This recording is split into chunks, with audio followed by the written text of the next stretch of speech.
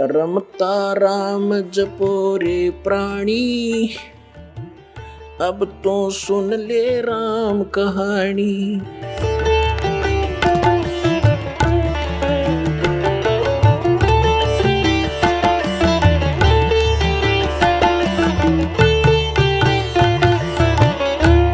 आपने कथा बहुत बार सुनी है सुखदेव ऋषि की। ये ऋषि, मैं ऋषियों में जाता था, इसका बड़ा सत्कार करते थे। स्वर्ग लोक में जाता था, वहाँ भी इसको विशेष आसन दिया जाता था। बड़े महापुरुष हैं। एक दिन विष्णु लोक में चले गए। प्रत्येक डिस्ट्रिक्ट में और प्रत्येक प्रांत में गवर्नमेंट रेस्टोरेंट, गवर्नमेंट वो होते हैं, ये रेस्ट हाउस होते हैं, उसमें उच्च अधिकारी ही रुका करते हैं। तो ये सुखदेव प्रत्येक भगवानों की इन लोकों में, शिव लोक में, विष्णु लोक में, ब्रह्मा जी के लोक में, इंद्र के लोक में, इनके अपने अपने अलग से रेस्टोरेंट हैं जिसमें अधिकारी गण यानी देव लोग ही जाकर रुकते। तो ये पहुंच गया वहां पर सुखदेव ऋषि विष्णु जी के लोक में। उस रेस्ट हाउस में जाने लगा, सामने खड़ा था गेट कीपर, उसने रोक दिया, ऋषि जी रुको। कहाँ जी बोलो, आपका अपॉइंटमेंट लेटर दिखाओ, आप कौन हो, किस रैंक के हो। क्या मतलब कि आपका गुरु कौन है? कि मेरा कोई गुरु नहीं, मुझे गुरु की क्या आवश्यकता है, तो मेरे पास इतनी पावर है, ऐसी सिखती है। बोला जी ऐसे नहीं, इस रेस्ट हाउस में वही आ सकता है जिसके पास ये, जिसका अपॉइंटमेंट हो रहा हो। और कहने का भाव यह है कि जो कोई अधिकारी हो, गुरु जिसने धारण कर रखा हो, और गुरु भी मान्यता प्राप्त हो, नकली गुरुओं से भी अलाउड नहीं आना, नकली गुरुओं के भक्ति करके गुरुओं से। तो ऋषि उस सुखदेव ने काफ़ी उनके साथ जख मारा, लेकिन उन्होंने फाइनल कर दिया कि नहीं, विष्णु जी का आदेश है। तब ऋषि ने सोचा था, सुखदेव ऋषि ने, कि विष्णु जी बड़े खुश होंगे मेरे तय, मैं ऐसी भक्ति की हुई है और वो भगत बछल है। तो सुखदेव ऋषि ने कहा कि विष्णु जी से बात कराओ मेरी, तुम मुझे क्यों नहीं जाने दे रहे हो।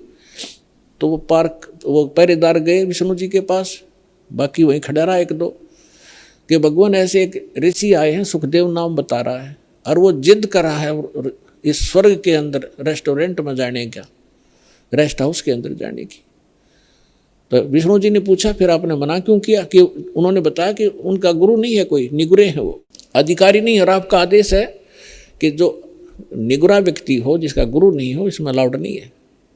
आदेश दो भगवान, क्या आदेश है आपका? कि बिल्कुल ठीक है, नहीं जाना चाहिए। अब वो जिद कर रहा है कि मैं भगवान से बात करके ही वापस जाऊंगा, नहीं तो यही बैठूंगा। तो भगवान विष्णु ने आए बाहर। अब ऋषि जी ने सोचा तो यूँ था कि विष्णु जी बड़ी शाबाशी देंगे मेरे को, और ये सोच रहा था कि पहरेदार गेट कीपर ये मुझे जानबूझ कर हरास कर रहे हैं। विष्णु जी तो आते मुझे सीने से लगाएंगे, भगत वत्सल भगवान हैं, सतो गुणी हैं। जब भगवान विष्णु ने आकर पूछा कि ऋषि जी क्या वाद विवाद है तुम्हारा, यहाँ कैसे आए आप, तो आधा फ्यूज तो वहीं हो गया भगवान के चेहरे को देखकर कि आज ठीक ढंग से बोल नहीं रहे। तब ऋषि ने कहा कि सुखदेव ने जी, मैं ऐसे ऐसे, सुखदेव नाम है मेरा, और मैं रेस्ट हाउस में, इस रेस्टोरेंट में जाना चाहूँ था स्वर्ग में, इन्होंने मना कर दिया जाना, इन्होंने मुझे रोक दिया।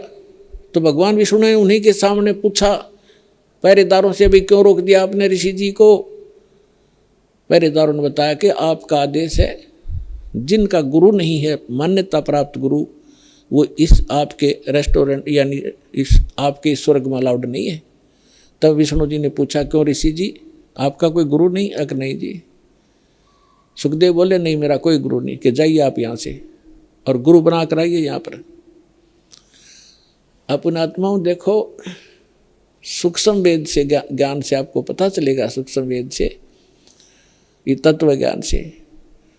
अब देखो, अभी तक हम क्या देखा करते, दास ने खूब देखा, जिन्होंने लाल कपड़े पहन लिए और कोई गुरु पद प्राप्त कर लिया, घर त्याग दिया, सन्यास हो गए, ब्रह्मचारी हो गए, तो वो ये सोचा करते गृहस्थी तो एक नेग्लेक्टेड आदमी है।